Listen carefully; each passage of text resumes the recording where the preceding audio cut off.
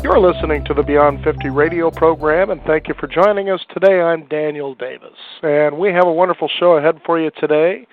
I know that many of you sometimes will listen to radio, attend seminars, maybe go seek therapy when you're in a relationship that just seems to be unfolding in such a way that it's just not holding together. So there are a range of advices that people will give you, especially depending on how much time and money that you'll spend seeking them. There must be at least 1 billion books out there that teach us how we're supposed to be in relationships. It's give and take, be compassionate, be compromising, be all these different things.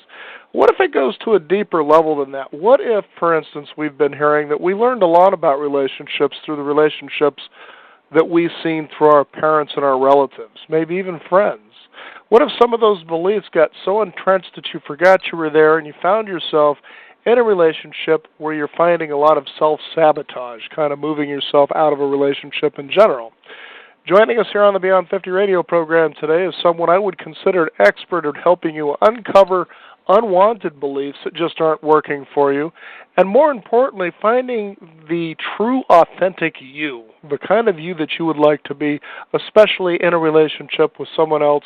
Maybe it's a monogamous relationship that you want to have as husband and wife, or how about just good friendships as well? Joining us here on the Beyond 50 radio program today is PSYCH-K expert Rita Solange, and we're going to talk about what the magic elixir is of relationships. And we want to thank Rita for joining us here on the program today. How you doing, Rita? Oh, good. Thanks. Thanks for bringing me on the show. I'm doing good. Thank you. Now, we want to talk about happy and fulfilled relationships. Let's get an idea what that actually means. Well, for everybody, people have a different definition of happy and fulfilled relationships. Some people base their relationships on how wealthy the person is that they're getting into a relationship with. You know, some people are materialistic and they have materialistic needs. Some people have more emotional needs. So it all depends upon what your needs are. Some people have a short-term relationship need. Some people have a long-term relationship need. Some people have just because they feel lonely, so they have to be in a relationship, so they get into a relationship. Or some people feel like, they are lonely. They need companion even at a later age after they lose a spouse or relationship, so they feel the need to get into a relationship. It all depends upon why people want to get into a relationship. So I guess the first question a person should ask themselves is, why do I want to be in a relationship in the first place with someone else? That is one good one. And also, to find out what relationship they have with their own selves first. Because I strongly believe that until you have a good, harmonious relationship with your own self, it is very hard to build one good one out there with friends or family members, neighbors, or intimate romantic relationship. It's very hard. Mm-hmm. I remember back in the 80s there was a particular love guru, if you want to call her that, and she had a wonderful seminar series on making love work. And what was interesting about listening to her infomercial, which I caught briefly on television at a late night time, is she said something that I really began to chew on and ponder on quite a bit, and I was single at the time, is that a lot of times in relationships we fall in love with the other person because of how they make us feel. And I thought to myself, that's quite interesting, because it seems that we seek out through someone else or other people the things that we feel like we're lacking in ourselves. Do you feel that sometimes people just don't get that connection? Yeah, people want to get into relationship because they want to fulfill kind of their emotional the lacks, with other person. If, for example, if somebody has low self-esteem issues, and so if they find a relationship that want to be loved, they usually don't find it because they don't realize that they have to find love for themselves within themselves before they can find it out there. And they may not even have a belief, to support that, that I deserve love from others. That is one reason. Another is that how they're raised, what they've seen, in their relationships, with parents and parents' relationship with each other. So they kind of get these kind of software from them and how the relationship should be like. Even though they don't like, growing up relationship around them, and they decide that, oh, I'm going to find me a really good one, and they end up, finding the same relationships that they didn't like, in their environment. Mm-hmm. I don't know why I was just getting the image of children, for instance, and when we were perhaps in grade school, maybe for some of us a little younger than that, when you liked a boy and you liked a girl, and that was enough because you were happy, it seemed, and had everything there was in the meantime. And as we get older, as we were talking about here, those missing elements seem to need to be fulfilled by something outside of us. And as you're suggesting here, what we need to do is to see what we can do about filling those things for ourselves so we can fill enough up to be overflowing, to be able to give to someone else more than receive. Is that kind of a good way to start in moving toward a healthy relationship? Yeah, you have to build one with yourself. If you don't have one and you're trying to find one, for one, you don't know what you're looking for, You may know at a conscious level, but the subconscious mind, says, I don't know what you're talking about. And then you cannot find relationships fulfilling, out there to help you feel good about yourself, because this feel good has to come from within you once again, Mm-hmm. People can enhance your relationship that you have with yourself. You feel good about yourself, you can attract people, and you can feel continue to feel good, So you just cannot fulfill those emotions that you lack, with other people. It's not possible. It's temporary. You may feel that way, even if you, by mistake, attract somebody who you may feel like really loves you, But I've seen people sabotage those relationships because their subconscious mind says, I don't know what this is all about. I'm not used to this person. Actually, I just met a couple in my practice today, and this girl was telling me that I attracted a number of dysfunctional relationships, and finally I found one that I'm in right now. But I'm really scared because it doesn't feel comfortable to me, Everybody says you're so lucky, to be in this relationship, but something doesn't feel right within me. So I have a fear that he might leave me, So, so that's how it goes, You have to be happy within first. I think what's also interesting, too, is that you see people who are in these bad relationships where one or the other tends to do whatever they want to. They may be those extra proclivities with other people. It's almost as though they lack consideration for their mate just entirely, and yet this person just wants to seem to hang on to someone like that, and you wonder, what is it about that relationship that's working that they would stay in this? Because if you put up a mirror, you would simply say, this relationship seems reasonable to you, huh? But you stay in it. Why do you think people do that? Why people stay in dysfunctional relationships is because that's what their need is, and that's what the subconscious mind's familiar programming is, So they attract those relationships, and they stay in those relationships. They consciously don't like it, but subconscious mind doesn't know what you're talking about. If you're looking for somebody else, I need to know what it is, because subconscious mind doesn't understand the word, so you have to literally, describe what you would like to see in a relationship. So if I want to be in a happy relationship, what does that mean? What would you see in your life that will let you know you're in a happy relationship, So do visuals, and also what would it sound like, what would it feel like?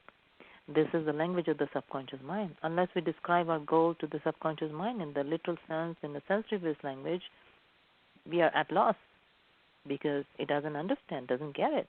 And you keep getting the same, kind of get into same relationships and get the same results, and then say, my God, I'm so unlucky. How come I can't attract good ones?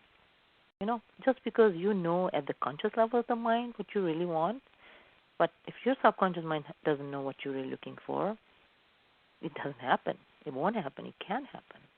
So that's important that we, describe the goal to our subconscious mind.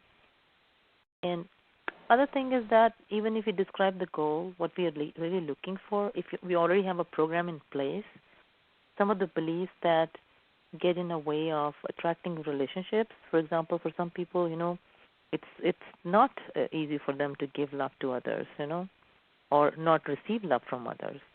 Or they have belief that how they grew up and what they've seen that I'm not worthy of an intimate relationship, passionate relationship.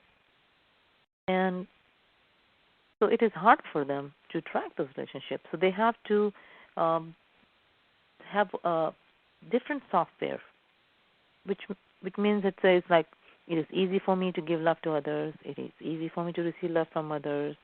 I'm worthy of an intimate, passionate relationship.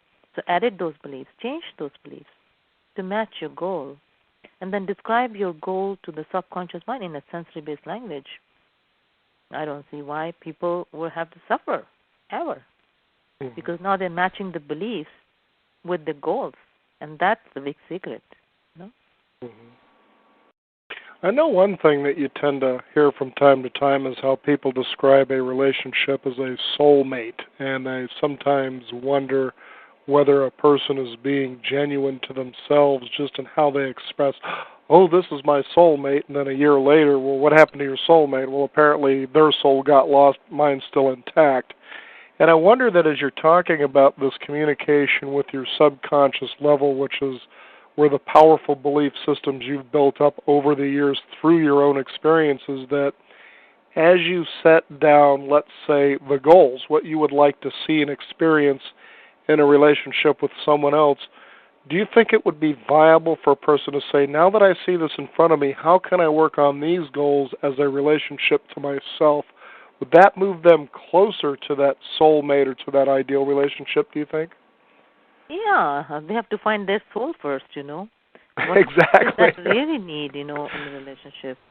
Otherwise, they may set a goal with the conscious mind, and they may attract a healthy person. But as I said, they may not be able to stay in that relationship longer because the subconscious mind prefers the familiar. Say, well, I'm not used to this kind of person.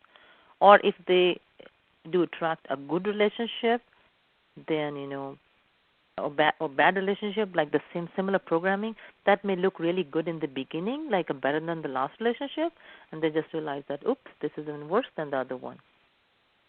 Where was I wrong? What did I do wrong? Why I'm so unlucky?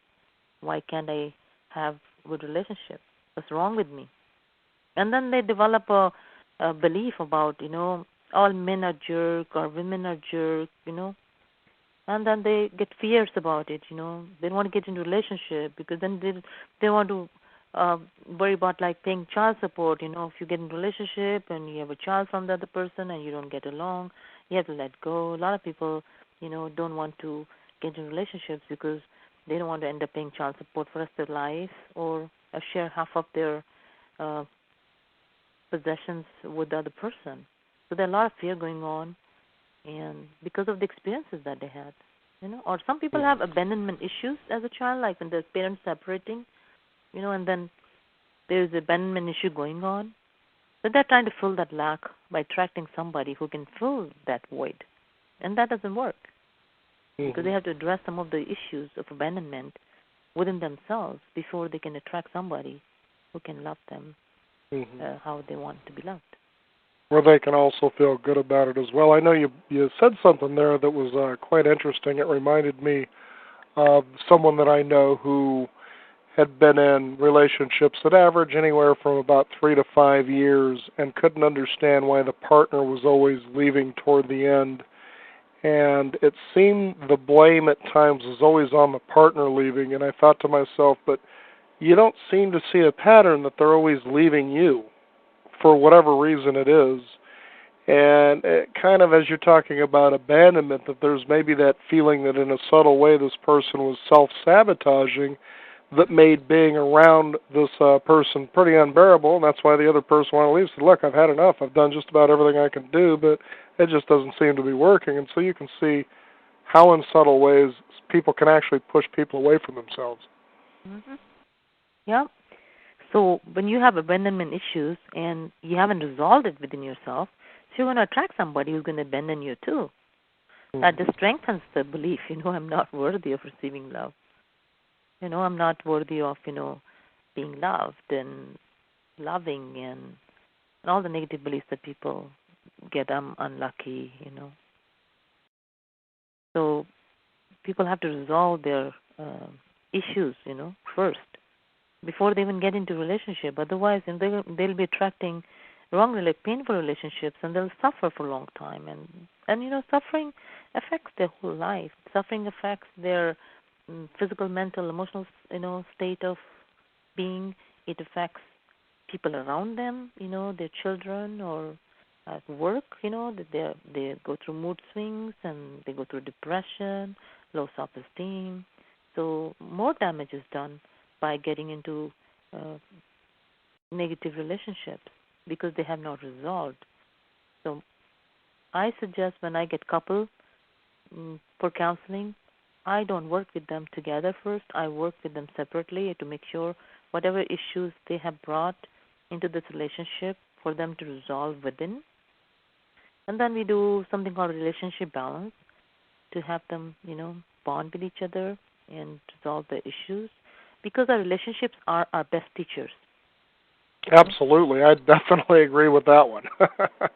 They can be happy or painful lessons that you'll learn, but you're going to learn. Yeah, they are there to teach you a lesson. If you don't learn a lesson and keep changing your relationship, so you don't graduate from one class, you'll be flunking in the same grade over and over.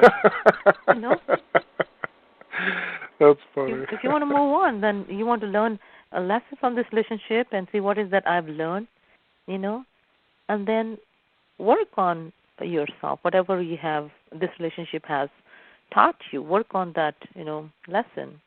Then you won't have to repeat that lesson because you have already learned that lesson. Until you learn the lesson, you'll be going through different relationships with not much success.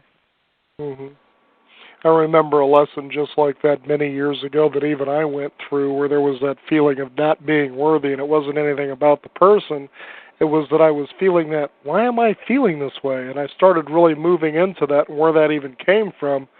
And now to even come into this person and see them again, I wouldn't even have any business to do with them, not because of that, but because I was actually beginning to operate at a different level than they wanted to move to, which was safety and security. And apparently the unworthiness maybe I was feeling at that time was the feeling that I couldn't fulfill those needs in that other person. And so what I was getting back was, because you're not good enough. And so kind of move into that and work through it. And hopefully I graduated to the second grade, but I'm still wondering. Now, key ingredients, the elements for a very good relationship. And I'm kind of curious about this because there are many experts out there, people who are like in therapy, or they go to therapy and they try to resolve whatever it is to stay in a relationship. Hopefully they want it to work. Now, here's these professionals out there, and the one example that comes to mind right away that people are talking about, and I don't know if it's just gossip, is Dr. Phil. Now, here's this guy that's supposed to know how to help you get it all together, but it seems that his own relationship is kind of falling apart, so you wonder why people of that alleged wisdom and knowledge would see those kinds of things happen in their own lives. Or people who teach about relationships, you mean? Right, or who actually counsel other people in their relationships, but yet their own lives seem to kind of spiral into a direction of being unmanageable. The thing is that most of the people, I used to be a talk therapist, the traditional psychotherapist, mainstream. Mm-hmm. We know knowledge, and we have lots of knowledge, and we share so-called tools with people. How to, be in a good relationship, how to hold on to a good relationship, and how to find them, what to look in it, and things like that. We can give all the tools and wonderful ideas, But if none of that idea goes to the subconscious mind, that's going to process it. So it doesn't work. So people who have issues themselves, and when I needed counseling for my relationship issues, I was looking for a person who was in a relationship. I said, for long-term relationship, actually. I said, I want to go to somebody who have been in a long-term relationship so they can guide me, coach me, Mm-hmm. I didn't feel comfortable. No offense to people who are not in a relationship, but you know, that this was my belief that I want to go to those people. But you don't have to be in a relationship to help people with the relationship issue. But at least you have to guide them in a way where you're impacting their subconscious mind. It's very important to reach the subconscious mind, no matter what you're doing. And then, when you have people talk about the whole story about, tell me about your relationships and see the pattern. So psychotherapy is really good at diagnosing a problem, or where it came from. And then after that, what do you do? So it tells you this is why you have these issues, right? But to change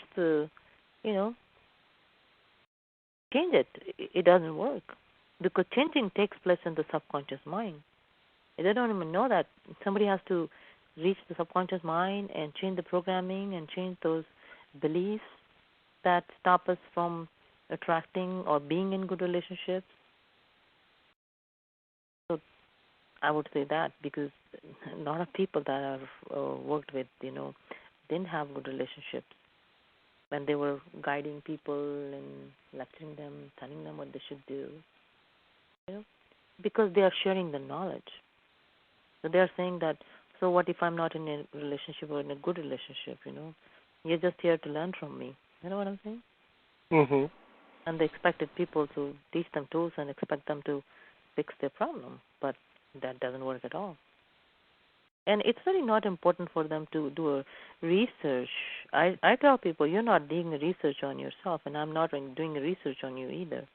You just tell me what's the issue. Today, it's not like an intimate relationship with the other person, but it's also a relationship with anybody. One client I saw today, he said that he has some resentment for his father. He didn't have a relationship with his father. And as a result, he said that I'm unable to be in a relationship because his parents separated when he was very young. And so just by his sharing this one, so we started to explore with the subconscious mind that what are the beliefs that he's holding. And we were able to clear a lot of beliefs, And he has some more work to do, which he is pretty excited about. He found it very interesting, how powerful the experience was for him and how easy it was, and that he didn't have to talk a lot about his past. I said, when you talk about the past, then you're going to be blaming others for your problems, And when you blame others, you establish and reinforce the victim's mentality at the subconscious level. It's not, you're strengthening the same neural pathways. You're not actually doing you a favor. So we don't have to talk about where you were and how long and why. Let's talk about where you want to be and see if you have any limiting belief that you need to release and transform to a positive one, so that you can attract relationships that you wish to attract.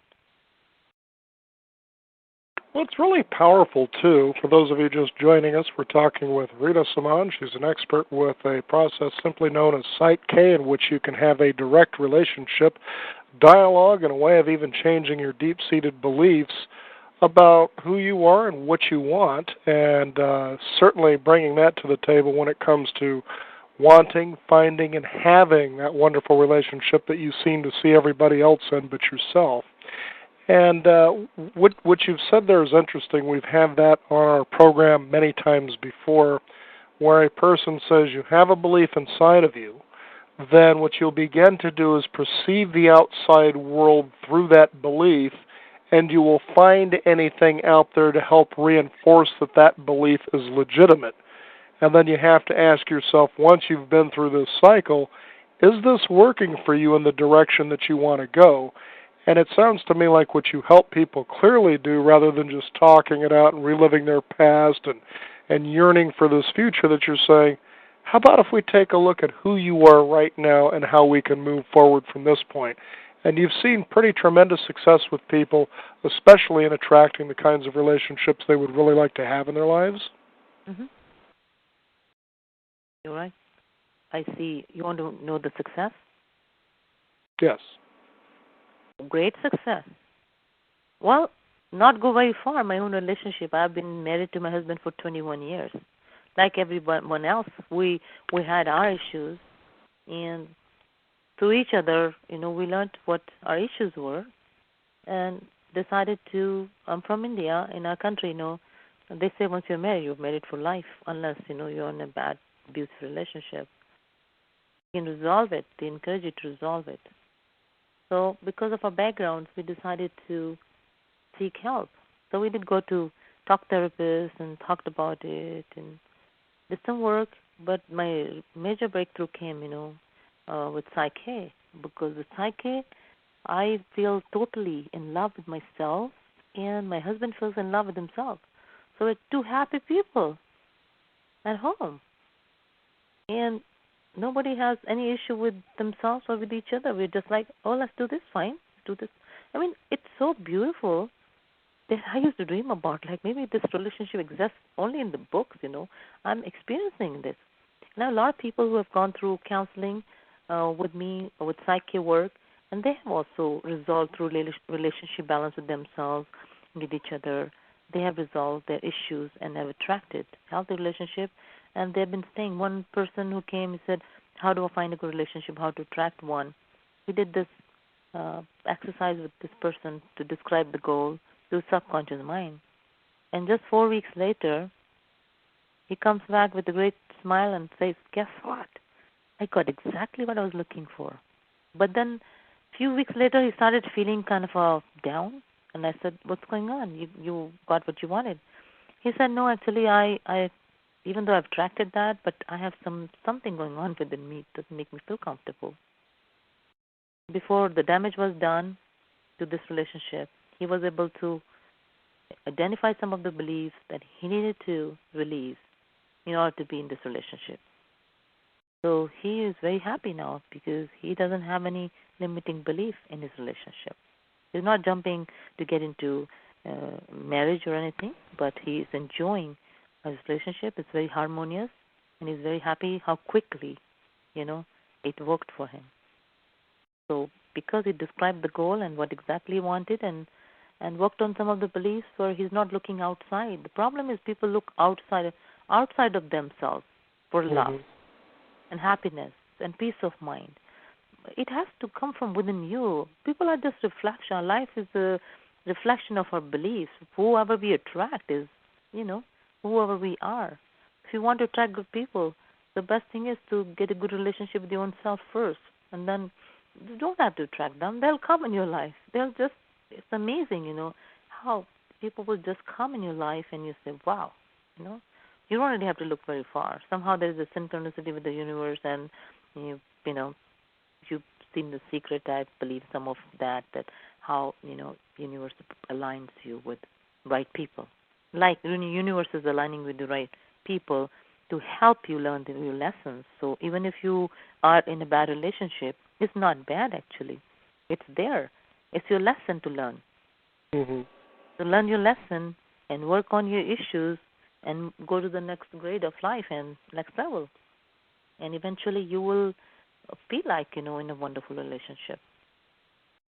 And these are relationships that don't just stay limited to a spouse or partner, but these are relationships you may have if you're a coworker working with other coworkers. This is a relationship with a boss. This could be a relationship with people that you do business with, whether you go to the store. It goes on and on and on about how these lessons all come from you, and you can see where a true possibility that the universe, God, is coming to you and saying, when are you going to finally get to understand the special reason you've been put here? How many people and lessons do I have to give to you? But you'll realize that I think once you get it, and you can let me know if you agree or disagree, that it doesn't become like work anymore, that it simply flows, and that's usually how life should be in the first place, is fluid. Exactly. That's how it goes. I'll give you one quick example. One of my clients, he did this exercise to describe the goal of attracting a good job, and he got the good job, and then he said he's having problem with his supervisor. He came just a week later. He said, I'm not happy. I have a problem with my supervisor. And I said, that's a great news. He looks at me like, what's wrong with you, woman? I said, because this lady is going to give you some of the things I need to work on. He's just there in your life. He's placed in your life for a reason. And then he was able to work on his authority issues he had and other issues. And he just sent me an email the next day. He was so excited about it. He said, "Thank you very much." He said, "Your balancing is working for me." And he was so excited how just doing some work, half an hour work in my office, he goes back after lunch break, and how things are different just in about an hour, because half hour the session, then by the time we reached another half hour, in 1 hour, he said, "Oh my God, what happened?" So he just realized that, it was not her. She was showing him what he needed to work on.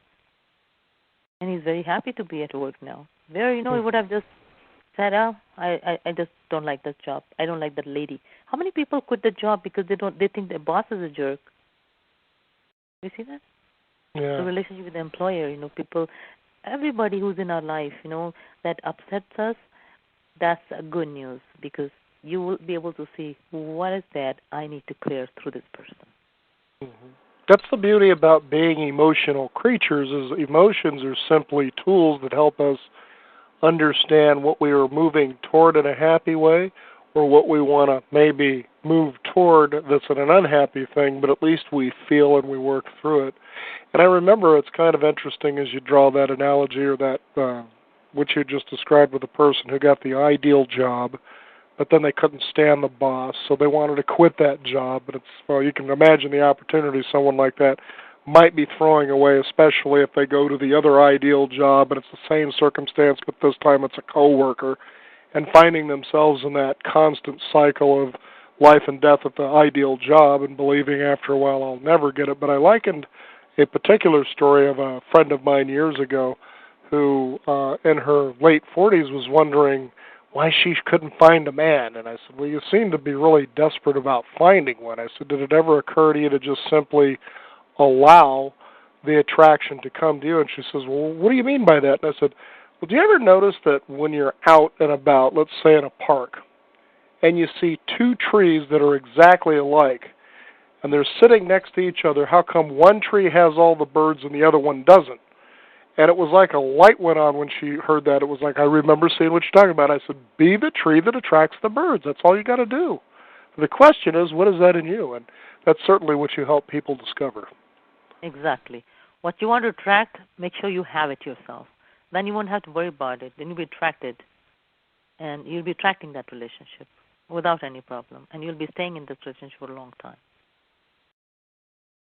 Well, Rita, how can people find out more about your work if they want to change and get into the relationships in life? Because the beauty of life is it's highly cooperative, but you have to meet it at least half to more than halfway to see any kind of that cooperation. That means you actually have to take action.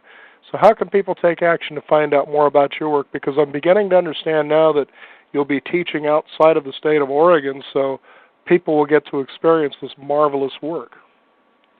Yes, my dream of teaching outside is coming true, and I'm so excited to help people with some empowering beliefs. And they can find me, they can call me at 503-307-3287 or 503-717-2955, or they can send me email rsoman1@msn.com, or log in my website www.beliefmantra.com and send me email and the questions. And I also work with people at long distance, so it's not like they have to be physically present.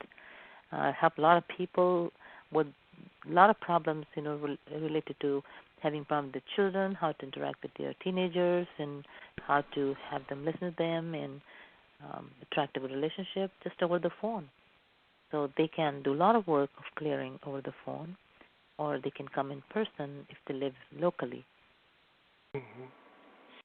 Well, Rita, it's certainly always a pleasure to talk with you on our program. So if you're someone out there who really wants to get centered to discover their special purpose, it's a guarantee that you will enjoy those rewards once you discover what that purpose is.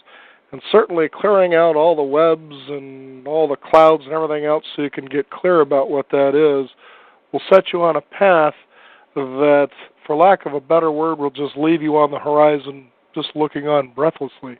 And certainly, Rita, that you've been helping many people do that, as we'll continue to have you on our program just to let others know what you're doing out there so they can have very much the same. And we want to thank you for joining us on the program today. Thank you very much, Dan, for having me. You bet. Again, the website is www.beliefmantra.com, and that's how you can find out more about this marvelous work. And our guest today, Rita Solange. And thank you so much again. Thank you. I'm Daniel Davis. Thank you for tuning in to the Beyond 50 radio show. And again, if you might have missed that website, it's beliefmantra.com, or you can also visit our website at beyond50radio.com. That is the number 50. We welcome your questions and your comments, and be sure to also visit our blog.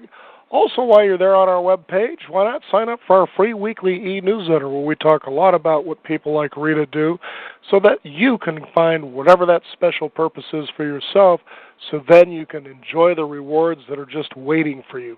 So why let those things continue to wait? Let's go out and get them together. That's what our show is all about. I'm Daniel Davis. Thank you for tuning in today, and remember, live your day past halfway.